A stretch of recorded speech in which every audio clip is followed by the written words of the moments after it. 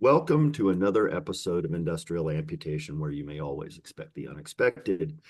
Today, it is our distinct pleasure to welcome all the way from Alaska, Cliff Livingston and Ivy Silence of the goth duo Cliff and Ivy. Awesome. We're so happy to do this. Yeah, thanks Thank for you. having us, guys. Yeah, thank you. We're going to be talking about the new album, Sinister Stars, released on October 4th on digital and all streaming services, as well as on CD and on vinyl that will ship sometime in November or December. There's also these magnificent t-shirts. These are available right now. They're super comfy. Go get one, and you'll get the digital download as well. This is on Bandcamp. So Cliff and Ivy, welcome to the show. Thank you so much for being here. This really is one of my favorite shirts. I've been wearing it a lot. Awesome. I believe you guys may already know Levi a little bit. We actually worked with Levi once through Martin Atkins, a friend of ours, Martin Atkins. We were included on a song called a Pigface song. It was a collaborative track called The Horse You Rode In On. Oh, And excellent. we actually were on a track with both of us were on a track with Charles. Yeah. Oh, Oh yeah, Yeah. well, it is an absolute pleasure to finally meet you guys. that's great. That's cool. And yeah, so I talked to Martin 2 days ago. Talked to him. yeah, He's in good spirits, you know. Yeah. Good. Yeah, he's really is. I told him that we were going to do this show and stuff, and he was like, "Yeah, you know, he gives a shout out to you guys." yeah, That's awesome. absolutely. Yeah, yeah, he's a good guy. Yeah. So I'd like to jump in first on a couple of questions about the new album and then get into some of the history, if you don't mind. Sinister Stars, right now, right out of the gate, with Devil's Helpers, with our friend Martin Atkins on drums, and some production and synths by Paul Rosler from the Screamers, and an old favorite of mine, 45 Grave. This is such a He played great, with Nina Hagen as great well. track. Huh? What was He that? played with Nina Hagen as well. Yeah. Yeah. He's a great producer. He like works with tons of people out in LA, just Kitten Robot Studios. Yeah, works with like a ton of artists. Yeah, that's Mhm. freaking awesome. So how were you able to wrangle these two guys for this album? Oh, it's a long story. We know Martin for since the mid '80s when he left. Yeah, he left PIL and he moved to our hometown in New Brunswick, New Jersey. And so he used to come see us play at our like in our punk rock bands and stuff in these like dive bars and stuff. And I was in high school, so he like I would get let in the back door and they let it say you can play the show, but you can't drink. And Yeah. Martin would Yeah. be there, they're hanging out and at the Court Tavern and we got to be friends, and it's a long story. But so anyway, Martin was doing a benefit for his museum that he's doing, and so I participated in that, and through that, I secured a drum track with Martin, and we were just wrapping this album up. So it was literally the last song we that worked on, and luckily, Paul Rosler was willing to work on a track with us, and he actually also is a big Martin Atkins fan. So he saw PIL play out in Los Angeles in 1980 when they first toured there, their very first tour out there. And so he's a big fan of PIL. So I was like, Paul, it's like a bucket list for everybody because I wanted to make a track with Martin for on one of our things, one of our projects, and so it just worked out. And so we all got to do this thing, and. That's good. There's another one coming, but we know it's not done yet. But there's another one in the works right now. So Dude, right on. yeah, That's yeah, fantastic. same lineup, same Paul and Martin, and We thought Yeah. Devil Helpers turned out so kick-ass that it should be the first track. Yeah, yeah. Oh. The album comes out of the gate swinging. People are gonna love this. So and then there's the other song, which is track 12, which is actually Devil's Helpers Death Bongo Party, which is actually the bongos were donated from Paul Raven's widow, and she gave Paul Raven Paul Raven bongos, and Martin played those on the record. And so wow. we had those extra bongo track, and I'm like, what am I gonna do with these bongos? They're so great. We gotta do something with these. So I was like, all right, I'm gonna do a remix. So I just did the track 12, which is like the Death Bongo Party, which is Paul Raven's drum bongos, and Martin went off on it, and it was great. And I just put a disco beat to it, you know, and there you go. Now you have it. Man, yeah, it's a hell of an Oh, that's album. cool. Got the That's cool. old school, It's old hilarious. school Batcave vibes, and I dig it big time. So yeah. Now, upon the event of your death, this feels to me like an old acquaintance of mine, Roz Williams, his band Christian Death, and I think it would fit well with any track on Only Theater of Pain. Can you tell us? I mean, it's a triumphant track. Can you tell us what the story is with the track and what you hope people take from it?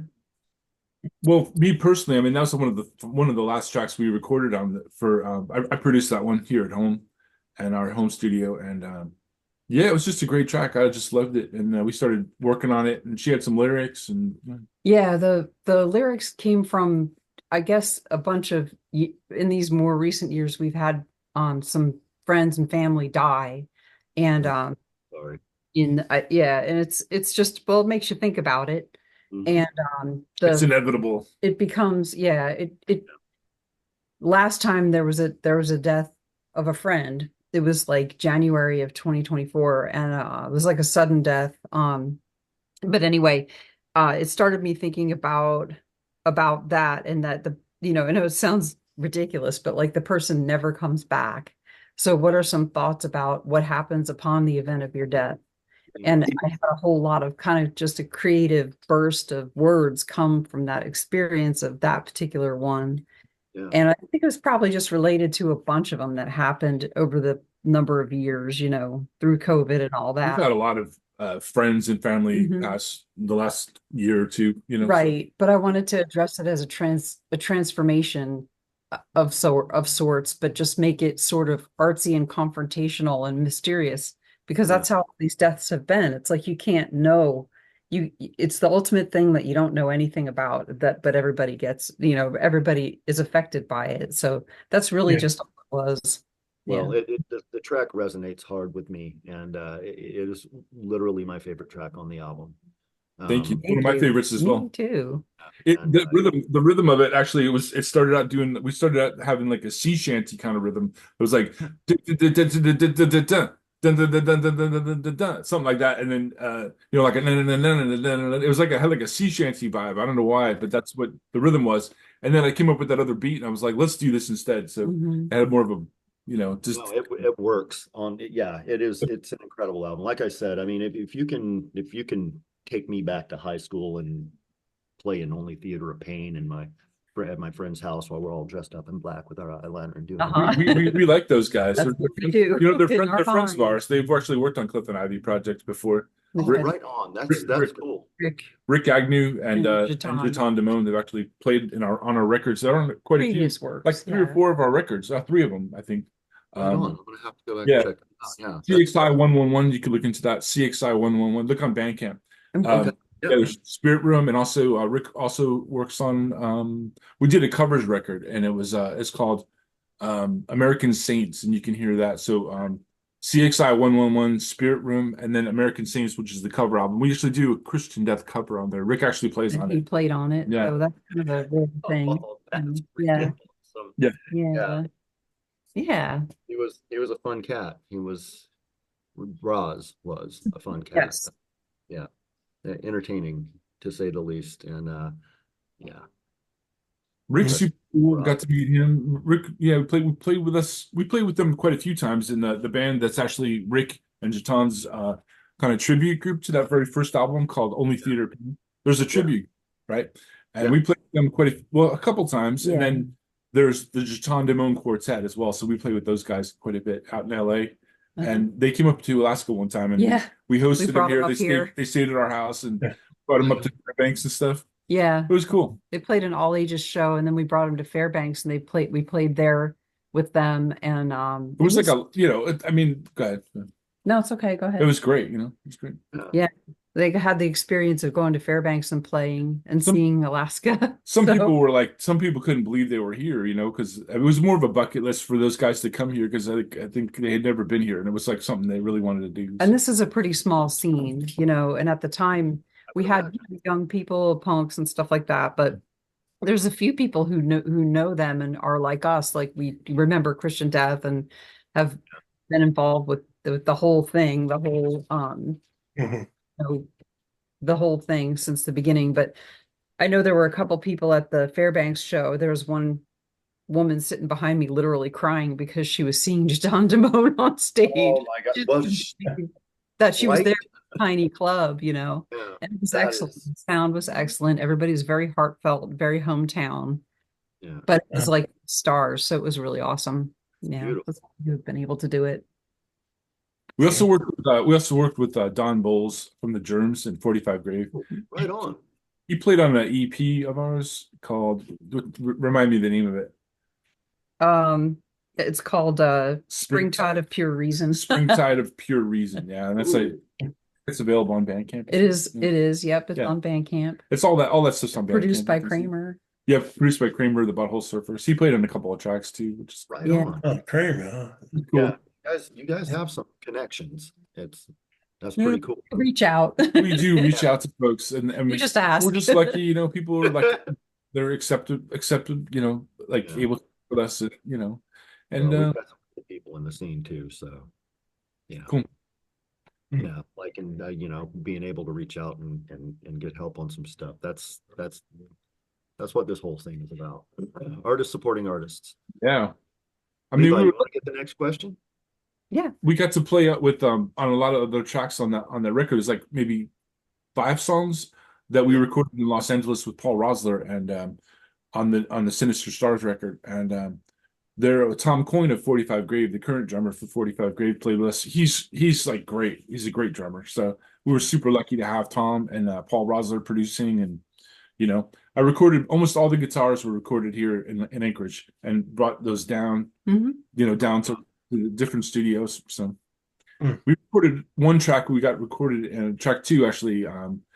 We recorded like I said, the guitars were recorded here, and then we brought the tracks to New Jersey, and we played at we mixed it at the House of House of Vibes. in Highland Park, New Jersey, with producer Kurt Reel and Jim Babjack from the Smithereens. They're like an '80s rock band, you know. Yeah. Man, I love the Smithereens. Yeah, and I know Smithereens. They're old friends of ours. Like when I grew up in New Jersey, Jim, the guitarist, and the Dennis, the drummer, they had a record store. So I used to go hang out there and like bug them, you know, as a kid, you know. So it was just, you know, people that we got to. It was kind of a bucket list getting to work with Jamie. He's great, you know, Yeah. super great. We got to see him last year live in California, and we're like, my kids are huge fans of. Our kids are huge fans of The Smithereens. Smithereens and Devo and all that. So we're like, Oh, they got to see him. We got to hang out with him and meet him and stuff. Our son does. Both our sons do art. So like Martin Atkins bought one of like Wolfie's paintings, and Oh man, cool. Jimmy, the guitar player from the Smithereens, commissioned a painting from Thor, our younger son. And wow. so they got to meet him in person, and got to hear him live. And I just heard Jimmy playing live, and he's such a great like lead guitar player. So we, Yeah, it is. you know, we brought the guitars. I'm sorry, the guitar tracks down and the vocals tracks, and just to a backing beat. And then my old friend Brian Troisty played the live drums, and Jimmy played the lead guitar on top of it, like the solos and stuff. So he just, you know, he decorated the top of it, you know, and then he played the solo, and it's like he just killed it. You know, it was great, and you know, Mhm. and They are it was all there, you know. And then live.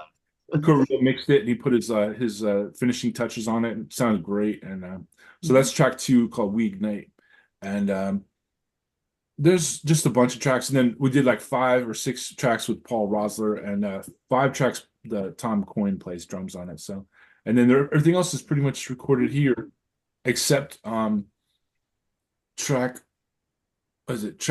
5, In the Name of Evil. My cousin Matt Thomas in New Mexico sent up some drum beats, and I looped them, and then I added some more beats to it. So there's like Matt Thomas plays on 2 tracks, like In the Name of Evil and Liars on Fire. He plays beats on that. So we also have Tom Coyne play. It's like double beats on it. So it's Yeah. there's a lot of beats happening. There's a Lots lot of of contributors. yeah.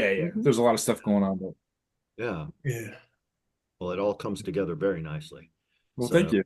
it doesn't sound like stuff I've heard before, but it feels like stuff I've heard before. Yeah. And I love that. Well, I'm like a huge Killing Joke fan. So and like we like Both we of us. like Susie and the Banshees and Killing Joke and Yeah. all the punk rock stuff from the 70s, and we like dance music, and we like Yeah. all kinds of different stuff. There's like Mhm. Yeah. I go there too. I've some of my musical influences aren't even from bands. It's like, Garbage Day outside of a bar when Oh, totally. the glass is all going into the truck and, sound of electric race. Totally. well, like in the 90s, we did a lot of theater production, and no, we worked on some like sound effects for theaters and Some musical live built score. instruments and stuff. Yeah, a couple of musical Experimental instruments. and backing music for theater shows and local Performance with noise. Our performance own art, performance do art with just noise. weird performance art stuff, and also some music for films and Oh, right and on. yeah, just that kind of stuff, and music for art shows. Like that would be just the soundscapes for an art show. You'd walk in, and there would be like, this Yeah. ambience going on, that kind of stuff. Yeah. I used to like doing that. Doing the scores for art exhibits. Yeah, And so, the background, it's like background music, elevator music for art shows. that's That's right. exactly what it is. Yeah. Yeah. And then throw a DJ in there. That's right. And then get away with maybe having a band here. Mhm. But it depends. That's very rare. Actually, our first performance in Alaska was actually in the Anchorage Museum, which is we was. performed behind a screen. It was like and they had lights shining, and there was this guy doing this like a kind of how would you describe the dancing the guy was doing? It was like a native guy doing some Was it Indian- tribal stuff? Like Yeah. modern dance mixed with tribal moves and Yeah. symbolic kind of body shapes. Oh, And yeah, yeah. Its shadow would be shown on the screen. It was huge. It was backlit though, so it's just you're Yeah. just seeing his Yeah. shadow. But moving it on was the- giant. Like his figure was giant. And I was playing this Mhm. like I played like a guitar hooked up through the guitar synthesizer and like all Mhm. kinds of effects and stuff. And she had she was playing electronic drums. So Drums was my thing for years and years and For like years 20 and years, yeah, for like years 20 and years. years. Yeah. So that was fun. Good. tell them about the time that you shared the drumsticks with Martin Atkins. Tell them about that. Oh, Martin would come and see us play, and we would go see him play and things like that. And I ended up trying to develop a drumming style of my own. Of course, Martin was my idol, remains my idol in terms of drumming. Mhm. I was super inspired. I'd hear him practice in a practice space, and everybody would go to this one practice. I knew when Martin was there because there'd be this like explosive drumming and stuff. Yeah, I know. I tried Candy. Right. I try to copy his gear and be like, well, Yeah. what do you use? So I ended up using this special kind of drumstick, True Line TG5As with the butt end, which is like a grip on it, but the end of Yeah. the stick is not tapered with a tip. It's like the butt of a stick. They're Yeah. super heavy Yeah, and I've got some in my bedroom signed. Right. by- These so yeah, that these are I like gloves. Mhm. He used You to use know. those, and so at one point I wanted to get a bunch of them, and he had, or maybe there's other details that I'm not remembering, but he had a case of them with his name on them, and I bought half of the case, so I had Oh, right. sticks for life. Endorser sticks. So they say Martin Yeah. Atkins on them. Uh-huh. Yeah. Yeah, he sent me some signed ones, and those are I some. I used to when he would practice, his reps. I used to have this contest where I would I run my hand across the drum pad, Mhm. and see if he hit him. Ow. Yeah, and he could never hit my hand. Wow. I get then I say, come on, hit it. And Mhm. those sticks are huge. They Yeah. are thick. And I They are very just thick. that's something to do to pass the time while we're waiting to go and play. You That's know. It's risky, man. It's It's a risk risky. taker. Yeah, I know, I know. Reminds me of I that know scene in Aliens there will where be people, there will be there will be people there watching, just waiting for me to get my fingers smashed. Yeah. Like that, they're betting And I'd on be it. like, miss. And be like, So and now, are you sure he couldn't get your fingers, or he wasn't getting your fingers? no, he wasn't getting. He didn't Okay. want You it. know, I gotta Okay, play. because I'm pretty sure if Martin wanted to hit something on that skin, he'd be hitting it. Yeah, he was. He was trying to hit him. And he'd be like, whoa. And I go, yeah, let's Oh try it my again. God. Oh, that's awesome. And I just skate through. I'll have to call you Bishop. I Yeah, hear that was some of the antics of road Here's life, that. you know. But When but when his sticks are huge though. Yeah. They're the biggest sticks I've ever seen this drummer play. Yeah. Really? Martin swings a big stick for any of you that did Yeah. not realize. He's big sticking them.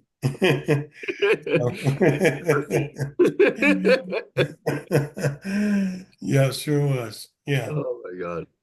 I missed that. So Levi, you want to get the next one? Yeah, well, so are you guys going to tour? we'd like to. I mean, at the moment Yeah. we don't have any plans right now, but we Next- probably next next year. Halloween. Yeah, Yeah. next year. We have a few shows. I mean, we don't really have any tours booked, but Yeah. we want to. We want to play. So. Probably more towards the fall of 2025. We do have one Yeah. show down in LA. No, I mean we can play in the Right. spring. I think once Okay. I don't really want to tour in the winter. You know what I mean? No, So what are you guys going to take on the tour? I mean, are you going to take other members or players? Is there any artists out there that you guys, is there a Charles Levi out there? Do you guys just go, hey, come on and fill in, we use mostly when we Oh, tour. man. I would love to do that. Because my favorite thing is to play with a live band. Mhm. But it's Yeah. Logistics are hard for that. logistically it's difficult because we come in from Anchorage and then it's like Yeah. it's like going from New York to LA just to go to Seattle. So Yeah. it's crazy, and then try to because the longer you're out, the more money you got to spend every day, plus Yeah. taking care of everybody is like, Mhm. So Yeah. what we pretty much ditched the band in I think 2016. We'd stopped using a band and we just use backing tracks. So I play live guitar and she sings, Yeah. Right. and that's pretty much what we do. But And we do some different interactions with the audience. I- It sounds great every time because it's backing tracks, We've Yeah. done what we can to make them be like a band member and Uh-huh. interact with them, so that it's not, I don't know, just Yeah. playing I like something playing with a live boring, band, but at this point in we're living in Alaska. It's difficult to tour with a Yeah. band. So It's the way we Dr. Avalanche definitely has his place, and Jesus. Alaska's- especially since we've got the ability to use the backing tracks to the extent we do now, which is Well, everybody uses them, pretty even the full incredible. band uses them. It's not super experimental anymore. Most Yeah. bands use something. I've seen plenty of bands with full on, every instrument you could think of, and they're running a track as well. Yeah. So Yeah. Yeah. Yeah, I know. It's Even the Land of Rape and Honey tour, they had a backing track on that, and they had Yes. plenty. They had plenty of people on stage, and that's back what 87, 88. mhm. yeah, that was like 88. I remember. We saw, It was I a think hell we of a saw, show. I think we saw him on that. Wasn't it 89 or no? Or maybe it was 89. You're We right. saw them in at the Studio 54, which is like the new Ritz or whatever. Mhm. And then we went backstage and hung out and stuff. Yeah. We just I saw them at what had been Scoochie's, and at the time they played, there was the Oz, which was an underage dance club. So it was, and Al's got a cooler full of Corona and a Mhm. couple of bottles of Jack on the stage, and he would crack the top off a Corona, take a swig, throw it out in the crowd, and then grab the Jack and down that. And I'm sitting there going, "Oh, this is so freaking awesome!" I remember we used to run two backing tracks at the same time, one plugged in and one not, so Yeah. that in case one failed, they could just, put the audio into the other one because they'd be running at the same time. So Yeah. I do that myself. I have two, tablets running the same show. Olympic Yeah. not plugged in. So in case Yeah. one dies, you just plug in the other one and you're right where you used to be. You're right Yeah. One of my Genius. sound engineers. Go ahead. Marilyn Manson had to like basically cancel his show because one of their samplers died that shit the Yeah. bed. So they're like they basically had a show here in Oops. Anchorage that they were like they were here, but they didn't have their sampler. So it was Yeah. crazy. So they That- they had to cancel the yeah. show. It was crazy. Yeah. We always One of my have a sound backup engineers. plan. Yeah, have Yeah. your shit backed up, people. Mhm. One of my sound engineers taught me very early when I started doing music that don't rely on something like a sampler or whatever. You want to have something like a tape track. Uh-huh. Yeah. Sure. And that's what I did when I first started. We was used to the use, whole- I used to, when I was with Bio, we were using mini disc. Yeah. Nice. Mini disc. We have a mini disc player and we run it through the system, Mhm. and it was great. Yeah. That worked really good, in I case think it bounces. Yeah. I think we actually did a track with Bile on one of those tracks that Martin Atkins put out, and I can't remember which compilation it was. But we did a bunch of tracks in the 90s. We were in a group called Parallax One, and it was the two of us. And we did a bunch of things with Martin, tribute albums, and Just like Alice Cooper or whatever. yeah, there was a Faith No More one. Yeah. There was an Alice Cooper. There was, and then we were on this underground. What do you call it? There was a compilation of different like Mhm. like unsigned bands kind of compilation he put Yeah. out. We were on that, and then I did a bunch of remixes too. So I think we're on a couple of tracks with Bile. Mhm. I know the Okay. Alice Cooper one, probably the Alice Cooper track. Mhm. Yeah. Which Alice Cooper track did you do? Oh, the That was Lord. way I'm back. putting you on the spot now. Halo of Flies. Halo of Flies. Halo of Flies. Oh, Yeah, Bio was good. I yeah, like Bio. yeah, That's I got to play with him. yeah. I like Christoph. He's one of my favorite vocalists, honestly. Christoph? Yeah, yeah. Yeah, I've Christoph really, is I've really been digging into him lately, especially. yeah. I used to Yeah. call him Wally. You used to call him what? I used to call him Wally Wally. because I saw him cutting grass Oh no. on Long Island with tube socks with the stripes Nice. and cut off jeans, shorts. Oh And I said, man. oh my God, that evil man is wearing he's Wally. So I started calling him Wally. You want to talk about a shock with jean shorts? Yeah. Jimmy. Yeah, he was calling me Levert. He said, "Way to go, Levert," because I had gotten kind of Levert and Wally. Oh, that's yeah, awesome. Levert and Wally. Oh, And then I was so shocked that he actually knew who Levert was.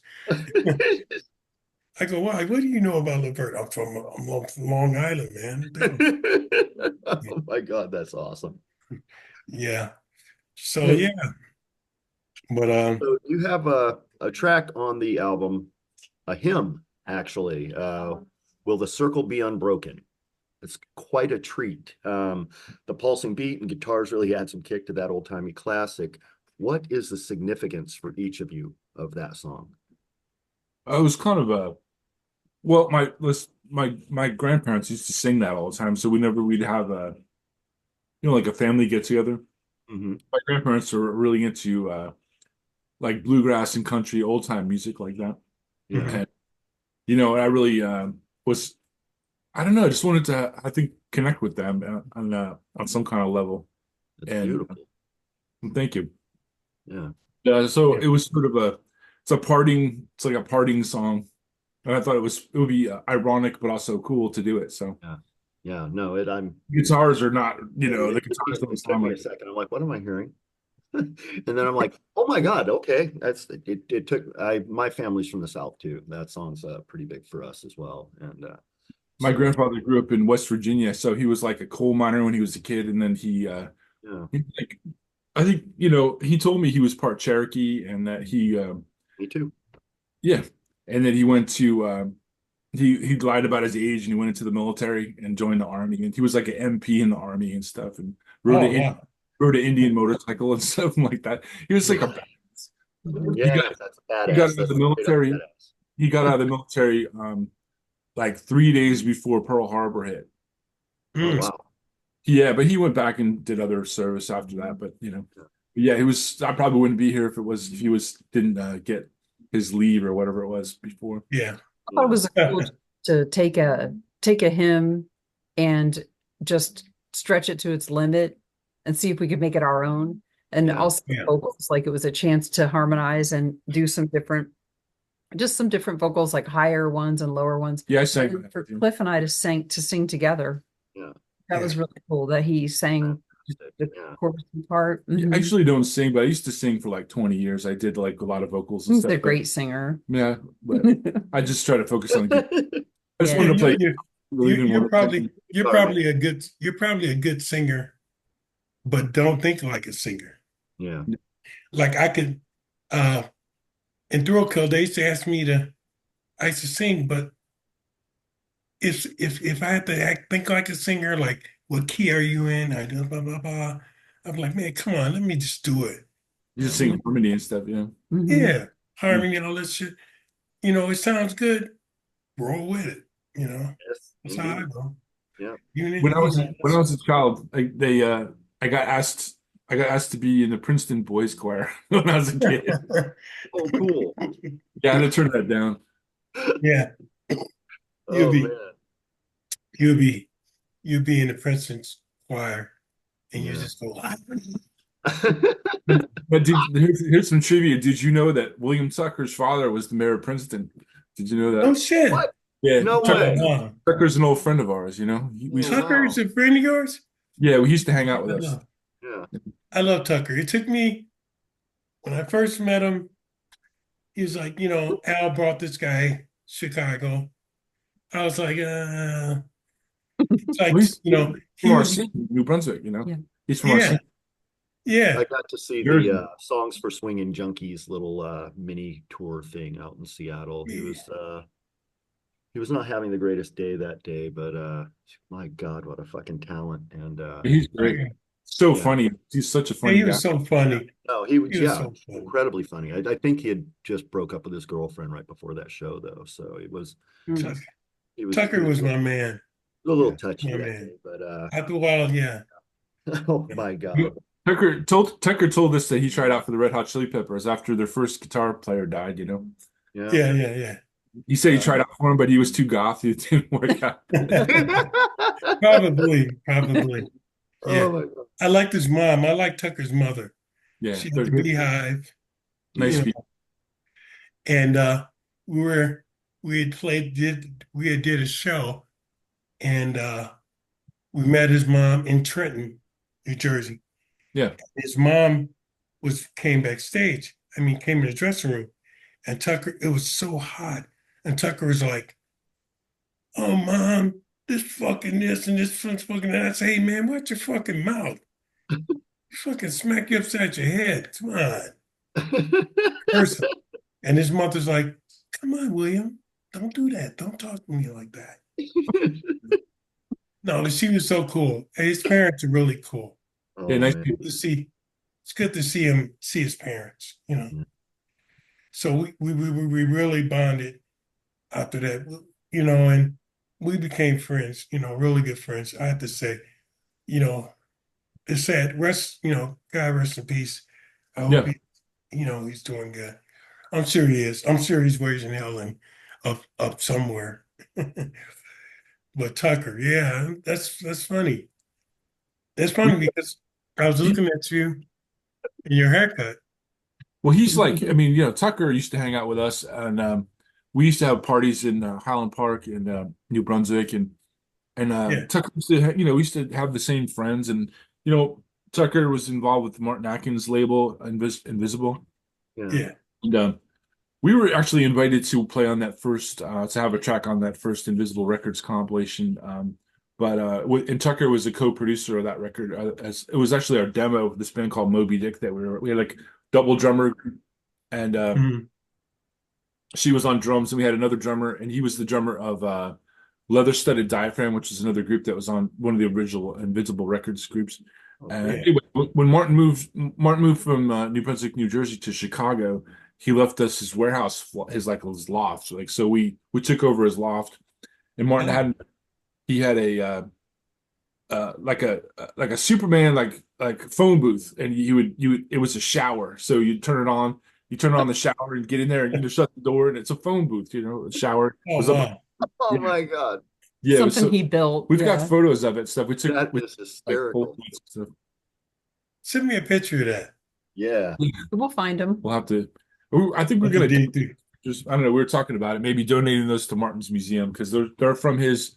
They're from That the would be cool. 80s. Oh, So- wow. And then when people go over and do the overnight museum thing, maybe they can take a shower in the old phone booth. That was like the coldest place to take a shower ever because of Oh, the door and the metal door. It was like, ah. It was like a warehouse space, basically. Yeah. They Oh couldn't my bring it God. off, That Mhm. is incredible. damn, jeez. So you guys originally hail from New Jersey, and the collaboration began in the 80s. What were you guys doing back then, club-wise as well as band-wise? 1984, we started playing together. Yeah, we met at the Clash concert in '84, and then we I had a punk band, and so she joined in with doing vocals. It was called The Gout, and then she started playing drums. We ditched that lineup, and we started another band called Warm Love, which is kind of like it was a hardcore punk band, but we were like it was just sort of a goofy name, And Yeah. he was playing drums, and I was playing guitar, and then we had another band and just did a bunch of different groups. We had Dolphin Rim, which is kind of a garage punk, kind of like X or something. Like we had kind of a country punk vibe going on. Yeah. And I tried to throw in some thrash punk songs, so it was this the weird balance of Mhm. it was two couples, so it was the two of us. It was Rob and Jackie Press, and And and us. us. Mhm. So we were like, it was trying to Mhm. we played some of their songs and they played some of our songs, and it was like this thing. Uh-huh. And then we started up Moby Dick, which is some of the it's more punk, and then we had another lineup of Moby Dick, which is double drums. And then after that, we had another band called Lesser Kudu, like the late '80s, and that was like more, dark kind of new wave, kind of goth, kind Yeah. of Mhm. punk, post-punk kind of thing. Tribal drums. Tribal drums, yeah, Mhm. lots of that. So I like that word. I like that name, Gout. Yeah, I do too. Yeah. Yeah. I was going to Yeah. college at Rutgers, and I had grown up in South Jersey. So that's how I ended up in that area. Just going to Rutgers. she got Patti Smith's birthday. She also has the same birthday as Patti Smith. Yeah. Oh, That's pretty awesome. And I'm from the same town as her. That's what I mean, South yeah, Jersey. Oh, Yeah. Yeah. I love her. that must have been a cool time. It was fun. Lots Yeah. of different bands. It was, looking back on it, it's like every 2 seconds we were in a different band, but that's what people did. Yeah, We're always doing something new. And that's just how nobody really thought anything of it. It's just what you did. yeah, Yeah. yeah. It was a Do you have good any standout memories of shows from that time? I mean, we never had money for anything. shows we did. We were barely Shows able you to saw like or shows you did, yeah. make demos and stuff of that time. Well, we would go to CB's and do an audition. That would be your demo, how you make a demo. That's what a lot of bands did. They would play Yeah. CBGB's audition night and get the demo from that. Oh, that's You're asking about standout shows. We had a lot of shows, man. We just did one of our first punk bands, the Warm Love. We played at the Nelson Mandela. What was it? The Divest. anti-apartheid rally. Mhm. okay. That was cool. That was one of the memorable shows. At the Rutgers College, we played at the university out on the street. Mhm. We just plugged in on the street and we're just like going for it. Oh, Punk band. yeah, that's Yeah. fun. That's fun Shows. stuff. Yeah. We played a lot of shows. We did a lot of shows, and it's hard to remember them all. We did so many different things. Mhm. The band we did called the Dolphin Room. We'd have theme shows, so we'd have Big Tit Show, and so we'd have these like plaster of Paris tits Sure. hang. Try to These, get like, people to show up. these So we big build tits it hang up with off the tit off the show. stage. This, right? Yeah. We'd have two huge tits hanging off Paper mache. of this paper mache, right? Yeah. Not plaster of Paris, yeah. Yeah. Paper mache. And then they were filled with milk, and so we take pens and like jab them like that, like milk would roll. That's stuff. Like they Oh my club God, that is awesome. Yeah. because Rush it bed. smell like milk. Yeah. And it The was idea nice. was we wanted people to come to the show. We did the naked show. Yeah, we I can't remember what we called it.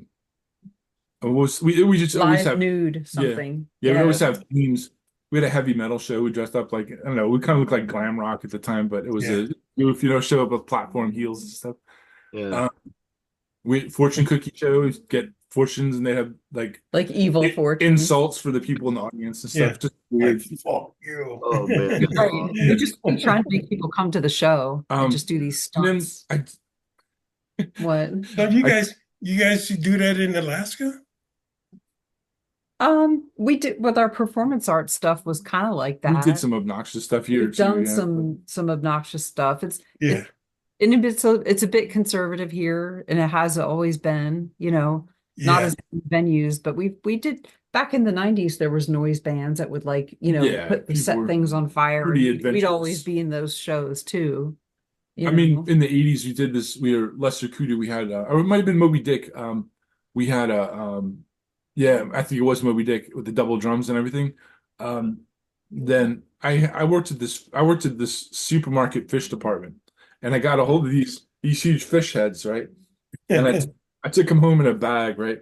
And then I hooked them up to the ceiling at the club, and it was like a hot summer day, right? And it started to get the place just reeked like fish. So you got these fish heads up there, and it just looks it's crazy. But Cliff is like, Evil these are fish cool. I got to do something with them because they were these Yeah. like giant heads. They were like Oh, Make Yeah. art out of really it. big, Yeah. and it looked really weird, and people were just like, fish "Six heads. rock and Oh roll." my Yeah. God. It's Looked like incredible, fish. man. The place reeked like fish. It was just so bizarre. But It was just did- nasty. we saw some bands come through, like very early shows of White Zombie, very Oh, early yeah. shows of Butthole Surfers. Yeah. I saw White Up Zombie at that close. same club. I saw them with like 12 people there. It was like, Yeah, I think nobody would go. 1988. It was like Yeah. a Thursday night, and it was like Yeah. 12 there. Only you the know? weirdest people would go. And the Only same the worst people. Butthole Surfers. Only like nobody would go. There'd be 12 people there. We'd be up in the front going, yeah, We saw and the They nobody still else. put on a good show though, yeah.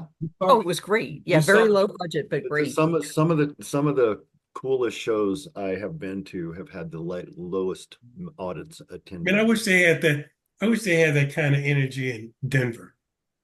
It's Mm. like, I don't know, I played Denver a bunch of times before moving here. And to me, I don't know. I haven't been out much anyway, because I'm older. But I just like to see some kind of antics like that. Something. Yeah. Something. You I gotta don't- go see you gotta go see young people do stuff That was because from our time. they're just like, yeah, that was in the I don't 80s. We're even know talking if about young people do that now. We're talking I about- have no idea. well, it was pretty wild back then because there wasn't so much like you're gonna get sued for doing something, just Right. did it. Right. You didn't think about it as much because we were younger, kind of a little Yeah. more foolhardy, but do crazy Yeah. stuff. I mean, I've seen some crazy stuff on stage, one time I saw Gary Floyd pulled out some meat and stuck it down the front of his pants, like bloody liver or something like that. And it had like, just like the blood. dicks. Yeah, Gary Floyd from the Dicks, and it was like blood going down the front of his pants. It was just so crazy. It was a great show. It was though. like a scene, So Oh, like a scene from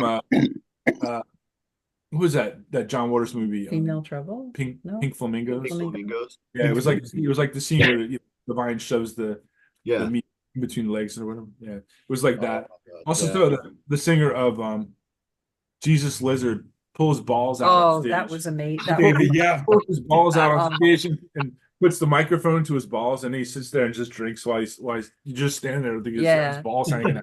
It's like, taunting an audience yeah, member. yeah, just Remember that? completely. Oh my God, that's You know, awesome. That's Somebody else. You're talking about. You're talking about. Balls deep. Dig That Hole, which was the group that was before Yeah. Cop Shoot Cop, and Oh, yeah, Taunted an Oh, I audience love member. Cop Shoot Bad. I thought there was Todd gonna A. be a You're fight. talking about Todd A. from Cop Shoot Cop. Oh. They were in a band called Dig That Hole that used to play at the same club we're talking about, and it was maybe 20 people there, But Yeah. go There was ahead. a guy staring at him so bad. It was like this guy with a baseball cap and a mustache, like obviously Mr. Mr. like I'm real a real I'm, American or I'm a whatever. real American. Just like some And he boxer. was staring at him so hard and so George Liquor, American. Yeah. exactly. The singer was Yeah. like just taunting the crap out of this guy from the mic.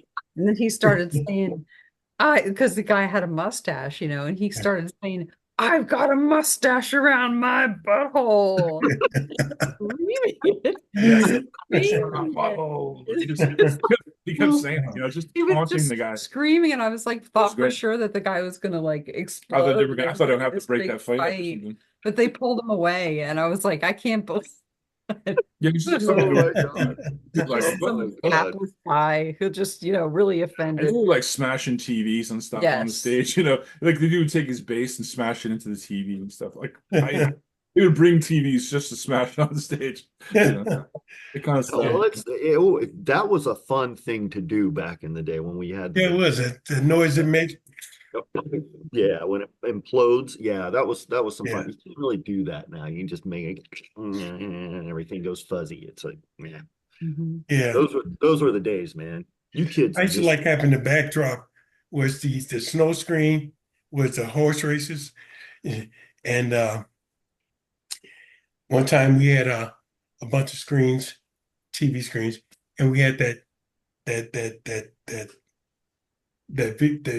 view of all the screens being, in Yeah. snow,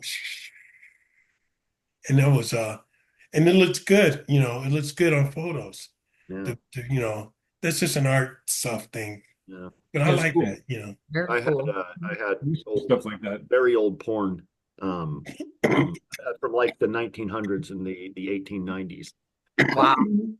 Yeah, I used to collect that stuff fiercely. And yeah, it was good to play there, have that going at speakeasies that I would do, and yeah, We and just projected films on us too. Mm. I used to go to the Library. in the 90s to go to the Anchorage Library and pick up. I had two 16 millimeter film projectors, and I would get movies from the library and 16 millimeter films.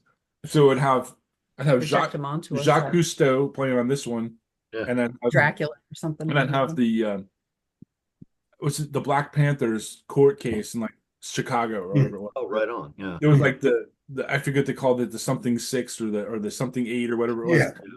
Yeah. And Yeah. so we would have like the Black Panthers and Jacques Cousteau playing, like, because we'd have the two of them going at the same They time. play on So they top would- of each other. So we would play, and that would be like shine on us at the same time. And it was experimental music awesome. too, like weird poetry. and Parallax just- one, we did yeah, that that was one. Parallax Yeah. one. We would hang a sheet behind us so you could actually see it all, Oh, with Yeah. nice. yeah. Any thoughts about maybe revisiting Parallax One? Yeah, we kind of do that right now. We kind of We like, carry that stuff into what we do now. we kind of mix that vibe in with what we do. So I mean, songs like Upon the Event of Your Death is sort of like that kind of music is a kind of like Parallax One. Mhm. Because I used to play like a 7-string, like this is we're talking about like 25 years ago. I used to play like a 7-string like 20 years ago, and Mhm. Yeah. going for that kind of a corn kind of And vibe. soul but it's garbage. industrial. Garbage. Yeah. That's one of the ones that would have been something we would have done back then. Yeah. Soul garbage. Yeah. More like a performance art piece. I mean, Mhm. the music was basically created from putting sneakers in the dryer, and I put the microphones up and record it. That's Yeah. brilliant. That's where my musical tastes come from. Yeah. Just in Yeah. sort of like some just studio tricks and just ambient, Yeah. Yeah. massaging the noise with studio Right. effects and all That's that why kind of this album is cool to me, is because we have everything on it, from like rock and roll that pretty much anybody who likes rock and roll could listen to, all the Yeah. way to that. But it still has it remains challenging. Like every song has a challenge on some level. Yeah, that's good. It's a rock record. We just just Yeah. wanted to make a good rock record. I mean, I had some of these songs, some of these tracks I had saved the ideas for like 8 years. And I was Yeah. like, I'm gonna make this record someday, and it's gonna be these great fucking songs, and I'm gonna put all these tracks together, and I'm gonna get them all produced. I'm gonna produce them all. And then, we just started putting it together, and That's Uh, good. 2023 we had half the album done, and we had recorded in Jersey and Los Angeles, and we had 6 songs. And 2023 Okay. and then like 6 months of like I don't know, just I felt like hibernated for 6 months and just like the whole winter. And I didn't do shit for like the whole winter. Just we had a family art show and Yeah. we did, art and stuff like that. And then didn't do any music for like 6 months. Um and they were like, we got to get this record done because I was listening to these songs like over and over. And then yeah, we just finished it and we just got it done and Became this That's push, good. this yeah. like creative And blast. then then I had the opportunity to work with Martin, and I brought Paul Rossler in on that one, and then the Devil's Helpers track, and so it was a process of just waiting, and then when Martin was done with his thing, we had it sent over to Yeah. Mhm. That's good, man. That's awesome. You guys are making it seem like it'd be fun for me to visit Alaska. Oh yeah, you should definitely come visit for sure. Oh, Yeah. if you get a chance to visit, You got to. definitely. I Mhm. have to get a good bass for you. I have like my bass is okay, but I don't have like a super nice bass. But you can play it. Yeah, Yeah. Well, you get some tracks together, man. We can do something.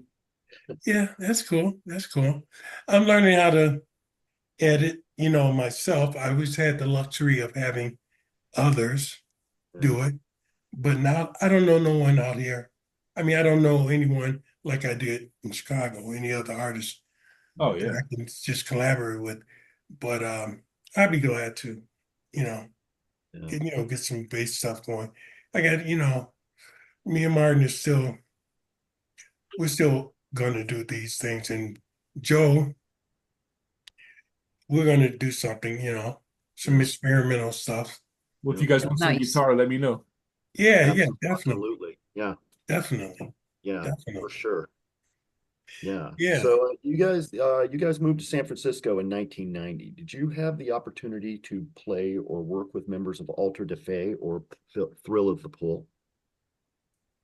No, we know No, Aleph though. We know we do Aleph from know there, him. but we actually moved to West Oakland, and we lived in a warehouse space for like 3 years, and then after that, I knew Aleph through my Killing Killing Joke Joke. connections. I'm a Killing Joke fanboy, and so is he. So Yeah. we kind of No, big connected time. there. And yeah, we just connected that way. And At the time, we did audition some people to play with, and it was like, it was a while ago now, so it wasn't as easy to connect with other bands. it was Um, pre-internet. Pre-internet, we did play out a couple times as a duo, or probably more than a couple times, and it didn't really stick We though. called ourselves Turan Soul, Mhm. and we had my sister was doing vocals, and it was just guitar and we actually there's a demo, like a 4 or 5 song demo, Mhm. and then we have like a lot of recordings that we just recorded We did a lot of in our recording, flat. experimental stuff. Yeah, Mhm. just Yeah. we, drums and ambient stuff going on, and lots of pot smoking going on. So Yeah. Yeah, drinking, a lot lots of of drinking. that. But yeah, I'm sober now, so like 20 years I don't drink, and then I'm Excellent. sober for like Solidarity, man. 4 years, so Yeah, Mhm. I've been sober. Don't smoke pot. Don't do nothing. I love pot, but Yeah. don't do it's it. legal here too. Yeah. Yeah. No, that's about all I You do know? anymore. My dad was a severe alcoholic and he drank enough for me and like 30 other people, so it never really appealed to me. But No. I hear you. certainly did Yeah. with the speed. So I did Mm. that for a very long time. But what 2008 I think was the last time I used meth. And Well, Right on. so yeah. So So hold on to your I still get pride. stoned, but mostly just to be able to go to sleep. Or if I'm going out dancing, because I like to be a little bit stoned when I'm dancing. So some people like the CBD if you get it from the pot yeah, shop. The yeah, I do CBD that. is pretty quality. Yeah. I Yeah, don't think Seattle's it's a good place constant. for it. So Right on. Good for So you. so let's see, where was I? Yeah, it's What was cool the if best show whatever you works for you, during that time in San Francisco and hey, what best? what were you saying? Right. What'd you say? I'm sorry, I was talking over what you No, said. no, I was wondering what you were saying. Yeah. What was the best show you played during that time in San Francisco and why was it the best? Hmm. I don't know. That's a good question. I don't know what to tell you. I played at that club called DV8. Oh, I think DVA? you No. did. I did. Yeah, I think you did, didn't you? Ah, I think you played drums. You played drums with a poetry like poetry thing. Ooh, Okay. It's like a hip hop poetry thing, and you were doing oh, drums. that sounds fun. Okay. Yeah. Yeah, it's a hazy time. I Fair just feel enough. like being a fun club, being like, this is a Club real BBA? club. Yeah. We didn't play a lot of clubs. We played like warehouse parties and Yes. stuff like that. Yeah. Like It's true. art Yeah, it was gallery. a lot of We fun. played like, art gallery, and I You think we played DBA? she did. I She did. filled in. I did drums with Yeah. an act with somebody else's act. And occasionally It I was hard for us play to get it drums. together. We didn't really know anybody out there, you know. Yeah, it was We hard literally to meet people. we literally like to- packed up our stuff and just moved to Oakland. And Yeah. Oh, we wanted to move to San Francisco, but we had a big van, we had a bunch of stuff, and It was expensive we had a even dog, then. Uh-huh. and so we couldn't afford that place, let alone park anywhere, because we had all this. We had a Mhm. big van. So Yeah. and, if you have a motorcycle, you can barely find a spot to park it in San Francisco, right. which Yeah. is crazy, right? But that's how it is. That's why lofts are cool. You can park inside your house. Yeah, we Yeah. did warehouse parties, and they had them. They had a warehouse across the street, Art galleries too. and art galleries. We did our performance art type stuff, Yeah. and we try to meet people. And I'm suspecting that playing drums with the hip hop act was just part of our connecting with people. Yeah.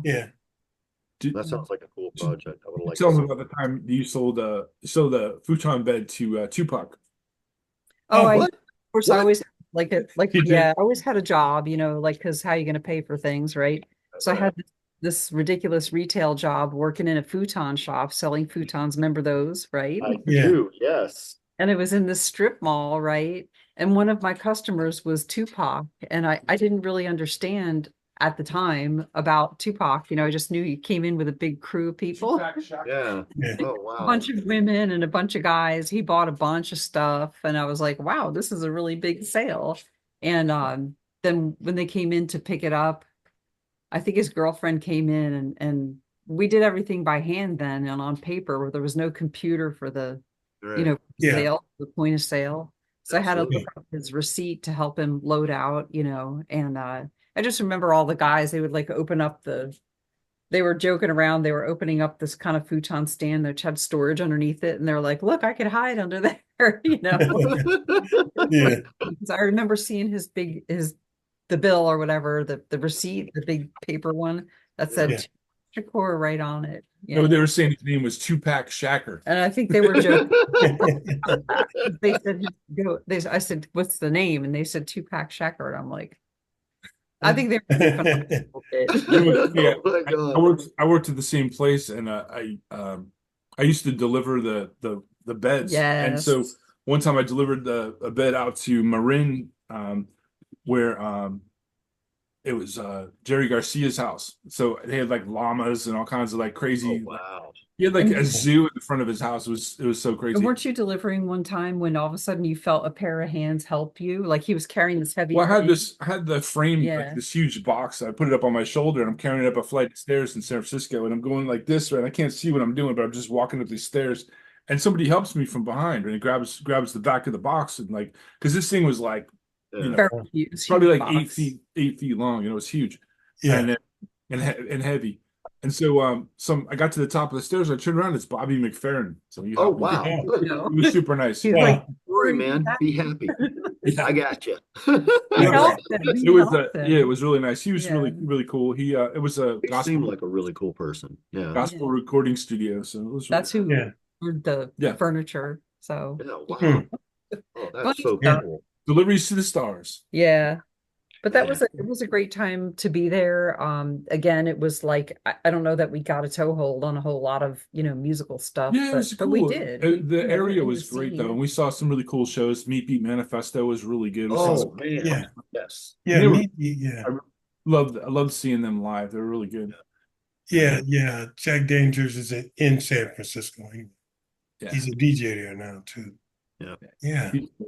he's great. Yeah. He's good. He's a good guy. He's a good guy. Yeah. So that takes us around to 1993 when you guys pulled up stakes and moved to Anchorage, Alaska, where you formed an industrial band, worked with some experimental sounds for theater production that you were talking about earlier in performance art. What called you to Anchorage? Well, it was pretty difficult to get enough money to live on there. The place where we lived was a pretty dangerous area, Yeah, and really dangerous. we were getting mugged and broken It was like into. gunshots every night. You know, it was pretty wild. Yeah, That, we were that, getting Yeah. mugged and broken that do into. it. And we knew that, we knew that once they know what you have, they're going to come around, and once people know how to do that and where Yeah. you are, they're going to come back and over and over and over. So We just wanted to Mhm. be, try something else because it wasn't really safe there. It was just No. getting bad. Shit was getting bad. So we're Mhm. like, all right, it's time to move. And we my came. mom had moved here. Yeah, go ahead. My mom had moved up here with my stepdad, and she was working, and my brother had also moved up here, and so we came up to visit over New Mhm. Year's Eve, and we went to my mom and dad took us to stepdad. It's like my dad. But Yeah. anyway, took us up to this resort, which it sounds fancy, but it wasn't fancy at all. It was more like very rustic. Yeah. Hot Springs Yeah. Hotel, It's in Circle a Hot place called Springs. Circle. I don't even know if it's open anymore, but No, it's this Yeah. really old hotel, and Yeah. it's heated by the hot springs. like So pioneer days like old. the toilet has hot water in the toilet, like that Mhm. kind of thing. Oh, Like wow. so, it's like they had like That a must like smell old- great, honestly. It smells like minerals because it's a mineral Yeah. spring. I Like may have to go. yeah, it's like, Yeah, it was great. but it was not like anything But I'd it was ever the middle of the seen. winter, so we Yeah. went there, and it was like the 50 below. Northern lights were out, and everything was really It cool. was 50 Oh. below. They had a pool which was fed by the hot spring, which you could get in and It swim. didn't have a cover on it. It was a pool outside, Yeah. and it was Wow. 85 degrees in the pool, and then you stick your head out. It's like minus 45, so all your eyebrows and Be frozen. turns white. Yeah. So Like you top of the your head, mohawk thing and the top of your head's frozen. Yep.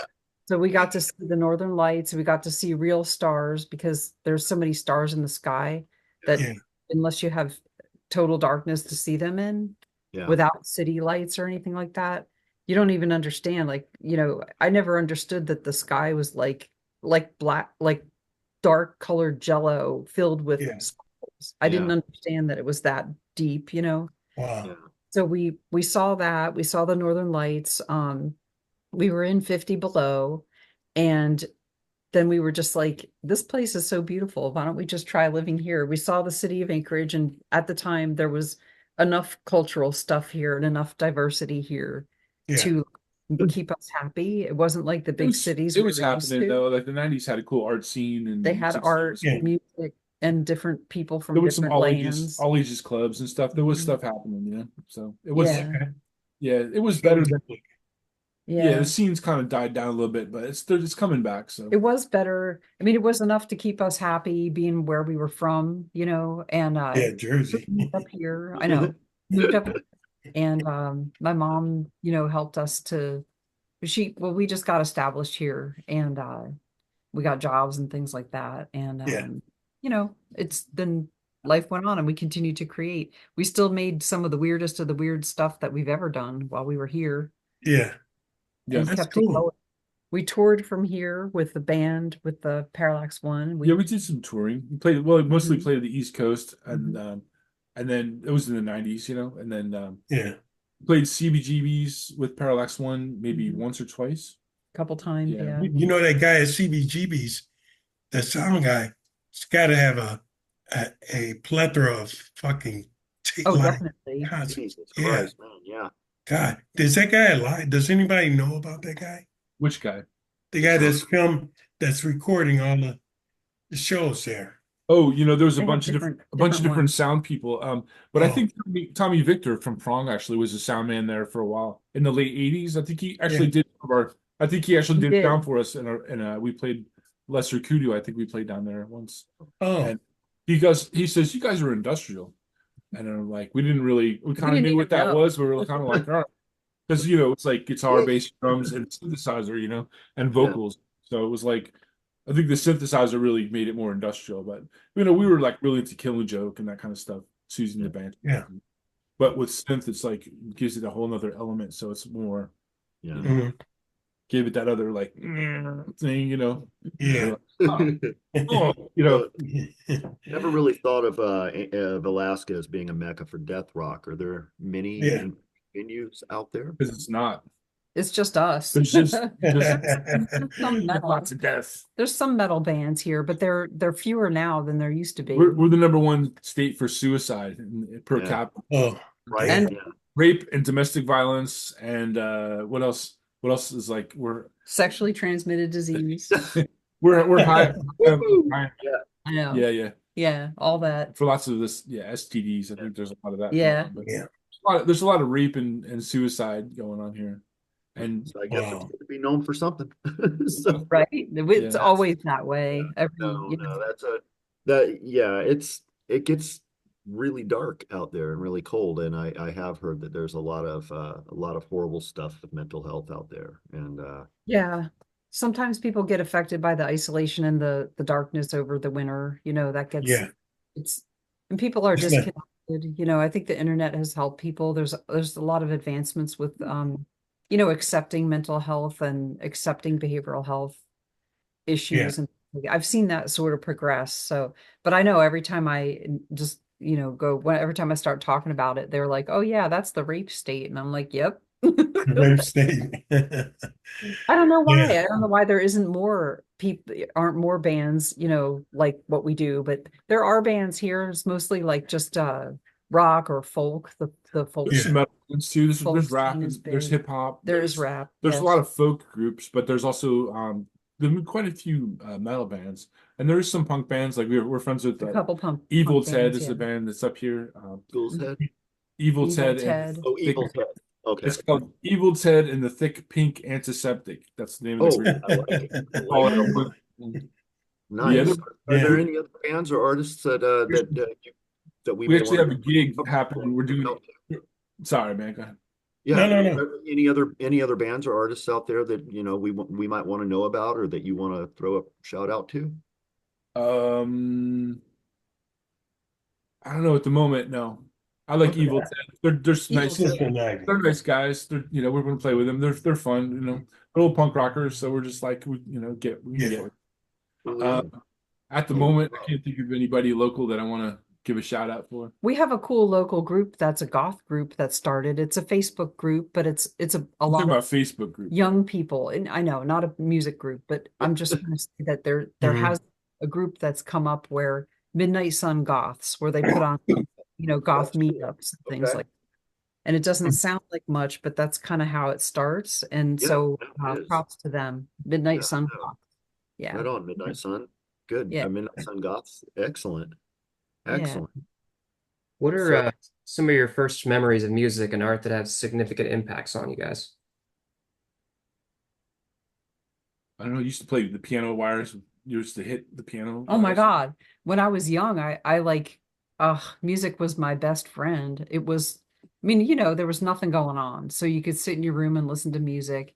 I know that the Haunted House album on Disney, Oh, the yeah, that's a Disney Haunted classic. House Yeah, album we had was that. a huge one that Everybody I would had listen that. to. Yeah. And there was a Robert Redford album of wolf howls, like back when they would I think wolves are probably endangered still, but back then it was like an endangered animal, right? I Yeah. really love animals, so I was like gravitated to wolves, you know. You never abducted by aliens or anything? No, I mean I had a piano, but I used to take it apart and hit the strings with different things just to from the back of the piano, just to like it was a stand up, you know, just to hear. And then I had a tape recorder, and so I could actually tape all these things, play the Wolf record, and then, you know, also play the piano, but in different ways. And just I spent a lot of time with just making noises. I don't even know why. I just did. My My first parents- guitar, I didn't play like a guitar. I always played on the very top where after the The tuning on the, pegs. on the tune pegs Yeah. above where the bridge was, so that it was Yeah. ting ting ting ting ting, and below it. Yeah. And I Yeah. preferred the sounds that came from above and below the main structure to anything that I could find on the main structure. And yeah, I was a weird little kid. So- I had piano Wow. lessons, and I could actually play. Could actually play and read music, and I like sort of forced myself to get popular music. I really liked some of the soundtrack music of the day, like the Star Wars soundtrack. I would buy the books and like That's a learn good all the soundtrack. different Yeah. things, right? And then there was popular songs of the day that I would force myself to learn, which I would still enjoy it. But I did that so people would hang out with me because I could show up at school where the piano was Still, and be with the, Oh, and then play a song you that play. everybody knew. And they'd be like, Yeah. oh, let's go over there, 'cause I had like, I don't know, had like social anxiety and just, it was just weird. But Yeah. My I parents were feel you. my parents were band nerds. They grew up in like they met each other in high school bands back in the 50s. oh, Yeah. right. So they were into stuff like Count Basie and uh Uh-huh. like the Four Seasons. They were into that kind of Yeah. different Jersey. So and then my father would listen to Steely Dan and my mom was listening to Chicago, like the 70s Oh, Chicago. yeah. So I grew up on all that, like all that Yeah, kind I of love stuff. Steely Dan. Yeah. Yeah. And lots Yeah. of marching band music, lots of that kind of stuff. Yeah. So my brother Anything with a was like march. my brother, Yeah. yeah, Anything with a military beat and a march, I really resonated with me. Yeah. I didn't listen to. Awesome. I heard the Ramones, I heard the Ramones in the late 70s, and I was like, that is for me. So Yeah. when I turned 13, I started playing guitar like 1980. And I heard the Ramones, and I was like, I gotta play some of this music. And my grandfather played guitar, and so I kind of learned from him. And also, in my high school, I had basic guitar lessons, and everybody else was learning blues and jazz. And I just wanted to play like Johnny Ramone. I was like, I just want to play Yeah. the chords. I just want to do the da, da, da, da, da, da thing, Yeah. and that wall of sound. And I just wanted that wall of sound. I just was really Yeah. all about that. And then, just always had cheap guitars, cheap gear, never had good stuff until I got older, then I could like afford better gear. But, Yeah. it was always like that, but it's just how it was.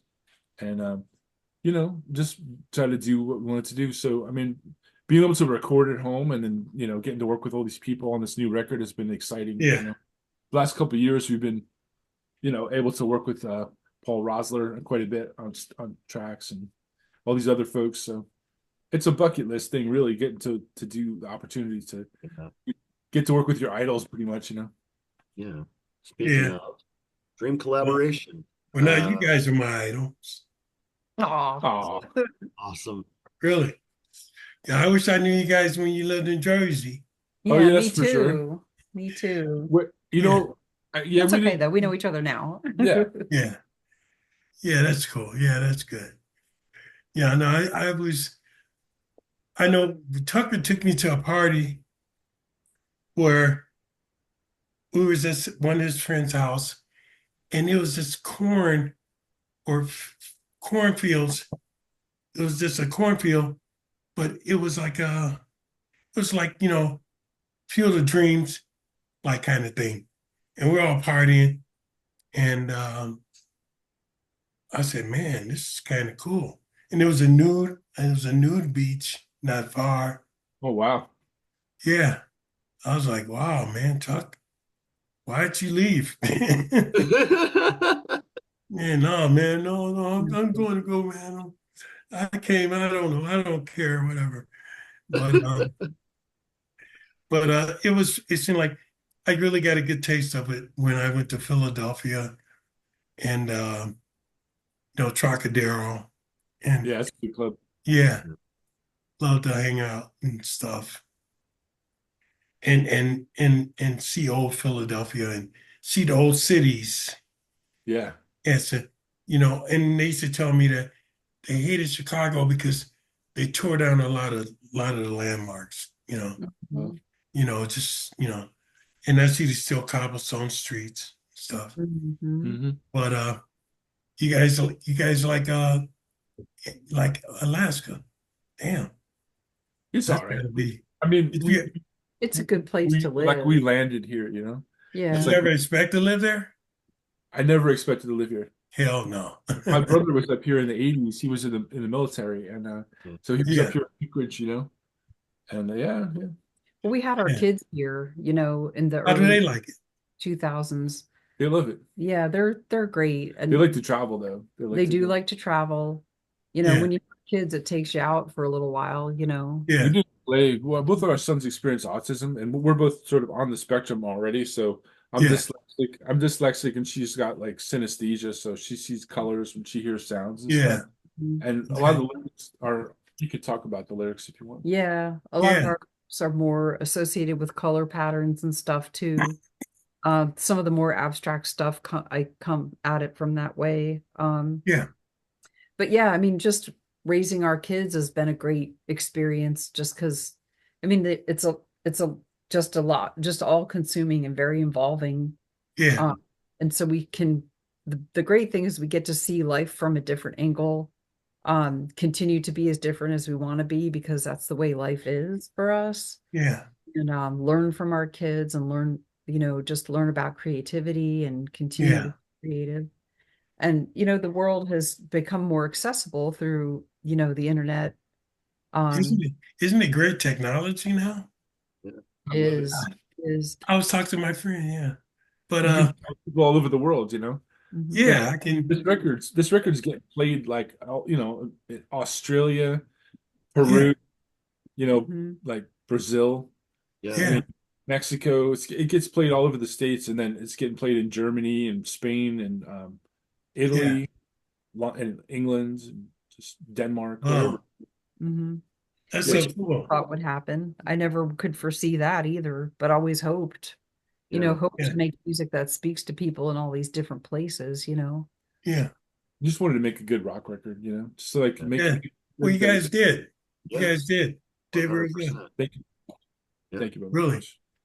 You inspiring me. And Yeah. me. Oh, good. Yeah. Us. A You're lot of people think inspiring to us. Yeah, that's awesome. I mean, when you think about Alaska, a lot of times it's like people think of it as that there's nothing here and there's a wasteland. And we have said, that the scene is small, but it really is full of life, like just the nature here, the Mhm. environment here, the mountains, the trees, the ocean, and the people. Is an amazing culture here that's gone back to the dawn of time with people living Yeah, here who are original people, our Alaska natives. We've yeah. just been so lucky to get to know people and get to know stories, and you know Mhm. it's just a very different place to be other than our like super populated cities and stuff. It's a But Mhm. it's a it's grower. full of Alaska's a life. grower. Yeah, it's full of That's what life. it's all about, man. It's Getting not, bigger. yeah, where people do come here. It seems like the weather would be so, such a deterrent, but I mean, maybe because we've been here for so long, I don't really feel like it's that bad, There's more people you moving here, know. though. That's the thing. It's like the Yeah, Yeah. population's going up now. More people are moving here. Yeah. Hmm. yeah. More Yeah. rape. There you go. That's per More rape capita. and horrors. Right. More Know rape that and suicide. it's per Yay! Yeah, capita. Well, it's proportion, More death rock. Yay! we only have this many yeah, people, this high rate. So Oh yeah, my yeah, God. yeah. Yeah, yeah. I believe both of you are horror fans. What Yes. exactly captivates you about the genre? We just saw Terrifier 3 last night. It was How was fucking it? awesome. It was Yeah. hilarious. It was. Have you seen those movies? They're crazy. Yeah, I I saw the haven't second seen one, it. the first two, and I haven't it's seen like it takes yeah, it takes things to another level that I didn't realize with modern horror was still a thing. It's totally like it was art for sure. You go see Terrifier 3, you'll enjoy it. It was super crazy. It was probably the craziest thing I've ever seen, probably on film. Being I'm a happy horror, it's in a theater that they play that stuff in the theater. yeah. Oh, I think I got Terrified. my Is that mom. what it is? Yeah, Terrifier.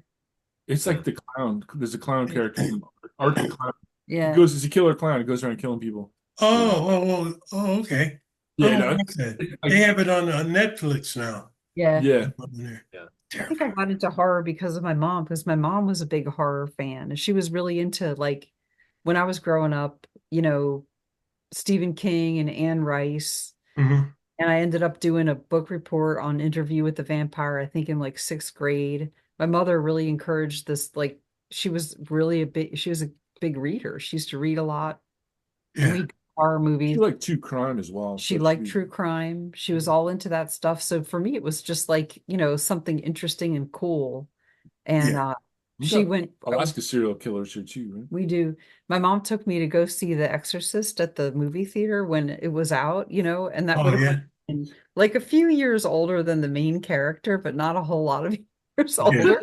And she kept on telling me, and it's like, and it seems weird. She would say to me, "Hey, let's go see that movie," because in the news it says that people are really scared of it and that they have to throw up and they're running out, and Yeah. I think that's really true We because I gotta bet go. right. Yeah. Yeah. It's true because I bet you it's not. I bet you can tell it's fake. Yeah. Mm. Went to it and it was scary, but she was just like, yeah, that's when they do that, it's pea soup and it's Yeah. it's you talk about it, and by the way, I went to Catholic school, so it Yeah. wasn't Well, like that the must whole be dope. irony of it wasn't lost on me. Yeah. But at the Huh. time it was like she was just like, yeah, I'm an adult. You can get in with me. Don't worry, like let's go check it out.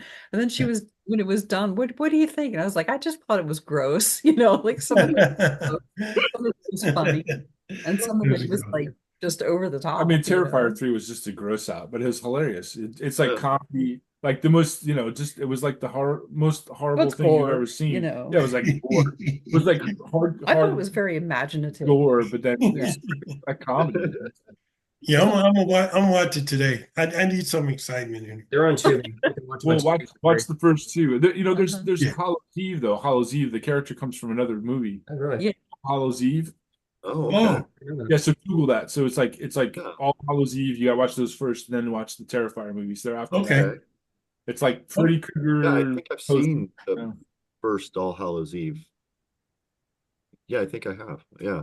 How many Halloween Eves is? I don't even know. Just Google that stuff. Look Yeah, up on yeah. look Yeah. for where does Art the Art the Clown Clown. come from? What's Mhm. that character? I Yeah. know there's like a string of movies that you'll see all this. Oh, okay, cool. Just I don't know. Cool. I don't. I'm like a spokesperson for him, but I don't know. I used to like Christopher Lee movies, the Yes. Hammer horror movies. My mom. Some of my I used to love favorites. those. Yeah. When I was a kid, my mom, I told this story before in an interview, but my mom, she was in the PTA, and this is we're talking about the 70s, and they had a fundraiser, and she was the one in charge of getting the film for the fundraiser. So they showed the Hammer horror film Dracula Prince of Darkness, and like everybody was freaked out because it was really scary, but also they had a little TNA in the movie, and it was for kids. Kids were like, Yeah. "Oh." The parents were freaked out and shit. This is the 70s, So she got a talking to for that, but Mhm. Yeah. There was a different mindset. Christopher Lee was really great though. Super scary. I thought he was really intimidating, and I come to find out that Christopher Lee was actually he was like a killer. Yeah. He worked for the military secret service in Europe, Oh, Yeah. so he did some badass stuff in the World War II, Yeah, era, he did. and damn. like probably forced confessions out of people and shit, So like they talked about Sergeant Peppers. yeah. That's so when he was in the Lord of the Rings movie or something, that he was telling the director, no, that's not what a bone sounds like when it's being broke. I know what it sounds like. It sounds like this. And what it sounds like when you stab somebody through the ribs into their lung. They That's what can't it was. gasp. That's what, Yeah, yeah. He's like, no, that's not the sound they would make. yeah. When they get stabbed, they act like this, and like, I've seen it done, and whatever. That kind Yeah, of I thing. think he witnessed the last live execution in Europe too. Oh wow. Yeah. He's a hardcore dude, yeah. So He is. he's pretty scary. I don't know. I thought he was a good example of probably my favorite horror character. Yeah. Yeah. Horror actor. Some of the most impactful horror films that you guys have seen that you'd recommend for people. Oh man, I don't know. I like a lot of the old horror films myself. I do Like I too. said, Hammer horror films with anything with Christopher Lee in it. Usually, any of the Dracula, Christopher Yeah. Lee. Christopher Lee's and all. I like I it. love those Mhm. ones. I would Yeah. agree. The Exorcist is great. If anyone can find the Exorcist director's cut on DVD or Blu-ray. Yeah, William Friedkin, he's great. I mean, that Mhm. director is really great. William Mhm. Friedkin, he's a Chicago guy. Dario Argento, Dario Suspiria. Argento, yes, one of my heroes. Yep. Mhm. I'm Well, just trying to think some of my favorites. I mean, the classics. This is more like thriller, but Hitchcock. I mean, you got to Hitchcock. steady film. If you want to look Mhm. the master, Yeah. Mhm. he's great. Boris Karloff. Oh yeah, the classics. We were watching Yeah. Abbott and Costello Meet Frankenstein last night. Oh yeah, that's a great movie. It's like one of the best. Yeah.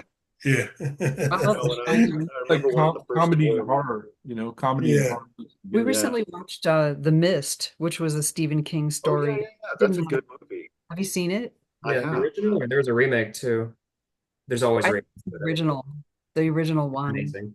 But yeah, it was amazing. I don't think I ever read that Stephen King book, believe it or not, because I haven't read all of them. My mom and I would pass to each other, like, here, you have this one, But I didn't expect that ending. It was like horror, it was just horrifying, but it was just such a weird one. It really stuck with me. Yeah. So I would recommend The that one. if original anybody Wicker hasn't Man seen it. got me. Wicker Man's fantastic. The use of Yeah, daylight yeah. horror is my favorite aspect of horror films, if they can pull it off. Yeah. Full Yeah. horror. The Yeah, end of Wicker that Man. movie still it like gets in my head, and I'm like, it's excellent. Yeah, I'm Yeah. still a big fan of the original Texas Chainsaw Massacre movie. that's a good. The first one is Yeah, really, right. and then the audio, like the music that the filmmaker made the audio for it. Like he did all that. Just listen to the music, the background music. The filmmaker made that. There wasn't like he didn't get some artist to do it. He just made it. Some weird ass music. Yeah. that is awesome. It's very industrial. I mean, if you The listen movie to it, Ravenous also has an insane soundtrack. The What's it one with Robert Carlyle, The Exorcist, or the Ravenous. Ravenous. Ravenous, I saw that recently. Yeah, I like yeah, David I've got it. Cronenberg. I got a VHS copy of that. I've got the original soundtrack on CD, and I think I finally found it on Blu-ray somewhere or DVD or something. But those are all in storage now. But that was Have you seen the David Cronenberg's Rabid with Marilyn Yes. Chambers, porn star? yes, That's a great one. that is I've seen it. absolutely Cronenberg's amazing. Like Everything. 77. I think you put that on 77. Mhm. Yeah, I got things to look at now. I got One some of, the, things to one of the watch. first ones that I ever heard that I saw back in the 70s when I was a kid, that one of the things that kind of piqued my interest for stuff beyond the universal horror movies was one called Children Shouldn't Play with Dead Things. Yeah. Remember that one? That's Mhm. kind of a classic now, yeah. Mhm. Oh, yeah? Did you ever see Blood Sucking Freaks? Oh, of course. Yes. That Yes. one's There's a colorized version and there's a black and white version. very disturbing movie. Mhm. I just did the 4K of it. I have to buy it. Yeah. We used to see all that stuff in, like if you go to the DVD, VHS. I have a VHS, VHS copy too. rent them and Yeah. stuff. Yeah. I Spit on Your Grave, Midnight Movies, Midnight Double Spit on your Feature. grave. Yeah. I believe that's- it's Demi Moore on the cover. That was her first foray into movies, was her being on the cover of I Spit on Your Grave. Because I read that just like, and I was like, what?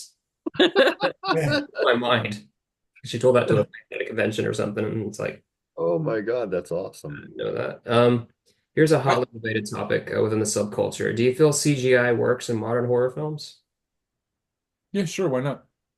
Um, It's part of storytelling. So why It's not? got to be good, I though. enjoy both. it It depends has to how be it's good. done, yeah. Exactly. You're right. It's It got has to to be good. I enjoy both. I enjoy the old school, gore and the architecture of that. I Yeah. totally respect that old school way they made it happen. CGI is okay. I mean, as long as I accept it, as long as it's good and they Good, don't as long rely as it's on that good. for It's got to be everything. good. It can't Yeah. be like the movie can't come at me like this is the finest CGI ever, and that's all there is. It has to Yeah. have underlying I There's mean, got to be depth. structure. you saw Starship Troopers. Those Yeah. Troopers was those amazing. creatures were Yes. great. Yeah. Although it did seem like it was a military funded movie, that were trying Right. to, like hire, get people to sign up for the futuristic Military, yeah. Military, yeah. Go fight spiders in space. Woo! Mhm. Yeah. Save Earth. It did seem like it was like a CIA funded project. Yeah. It might have been. Love that. Yeah. We'll give you a big house, college. Yeah. Just join. Right. No way. Join the band. You'll be Exactly. in It's it. a car, not a gun. Yeah. That's actually how I got my first guitar. Actually, I used to shoot guns with my family, and we would go out to the woods and shoot guns. And so my parents bribed me. They were like, you got to get better grades at school, And so I'm in like junior high, and so they're like, all right, if you get A's and B's, we'll get you something like up to $100 in value, right? So Yeah. that was like, all right, cool. So I had my eye on this like collapsible survival gun. You could like collapse it all into like the butt of the Yeah. gun, the rifle, Yeah. take the nozzle off of it and everything, and put it all into Yeah. the thing. Screw it. Like assassin. Yeah. Yeah. Yeah, it's like a James Bond gun, basically, just like Yeah. a assassin gun. Yeah. So I wanted that when I was a kid. I was like, I need that. So I'm like, this is where I'm at, 13 years old, right? I'm like, kill. Anyways, but yeah, we just use that stuff for like target shooting and stuff. Anyway, so uh, but there was a music store going out of business, Manville Music. Oh no, Bound Brook Music in Bound Brook, New Jersey. And it was going out of business. And my parents were like, let's go see, what's going on over here. And so we went over there and I saw this guitar. It was like a Stratocaster copy, Uh, and I saw it and I was like, I need that. So I was like, let me get that instead. And so my parents were like, okay. oh, that's cool. So yeah, That's I finally got the grades and they were like, yeah, You you got the can- grades to get the guitar. But then, Yeah. as soon as the bribery stopped, the grades went down. It went back down. Yeah, I got the guitar. I'm good. Yeah. Right. Yeah. Slouch. Yeah, well, yeah. Is there anything else you guys would like to talk about or promote today? We have a couple of gigs coming up. We're playing in December 7th. We're playing at our one and only Here in Anchorage. gig here in Anchorage, Vans Dive Bar with Evil Ted, December 7th. Nice. And, And yeah, next- we don't have too many gigs happening right Next now. year we're playing at a Halloween festival in LA. We're playing at Cholo Goth? Chula Vamps, Dia de los Muertes It's like festival. East LA. We're playing a goth. Next Halloween, we're playing a goth But we're building other things East that LA. we'll do. Yeah, we don't have any gigs right now. Like we don't have any tours booked. Let's put it that way. Mhm. But if someone wants to book us a tour or work with us, maybe we'll do something with you. So get a hold of us, cliffandivy@gmail.com. Get a hold of us. Yeah. We are, we'd love to get something happening. And it's, we just have to plan it out because we have like day jobs and stuff. So that's how Yeah. we do. Yeah. We just do our music because we love to do it. We've been doing it since 1984. Mhm. And Well, if I win the lottery, I get a bunch of us go tour. that's Yes. happening. Awesome. It's definitely going on. Why can't we find someone that wins that big giant lottery pot? We would, instead of spending money on fancy cars and all this and that, No, just hell no. hell no. Let's make some albums. That's Yeah. right. That's That's what I'm right. saying. Fucking out. Yep. Damn Skippy. Damn. Yeah, we got 150 gram black vinyl coming out in the November, and so that the first 10 tracks on the Digital the, release. yeah the digital release it's gonna have the last 2 tracks are like bonus tracks, and so the first 10 tracks are gonna be on the vinyl. Mhm. And no, in December we're gonna have 180 gram red translucent vinyls coming out. So Nice. same 10 That's the tracks. one I'm ordering right there. Yeah. Yes. Limited edition. Yeah, limited edition. So Yep. should be good, man. Excellent. We're just doing our thing, man. We're just gonna start working on a new album soon and just start building tracks. Right. Yeah. on. I got a couple other projects I'm working on, but we're not really announcing it yet. But that's I got some other stuff in the fire. Yeah. Right on. Maybe do some other punk rock type stuff that's Cool. got a different That's vibe. good. But Wow. there's always like more Mhm. stuff to do. There's lots of other projects. So we're just gonna do this, and it's, whatever happens. If we get some Yeah. other projects happening and it takes more time, then we'll put this on the back burner and then do whatever. But Excellent. Great. Okay. Well, Well- kiddos, get your asses over to Bandcamp and show Cliff and Ivy some love.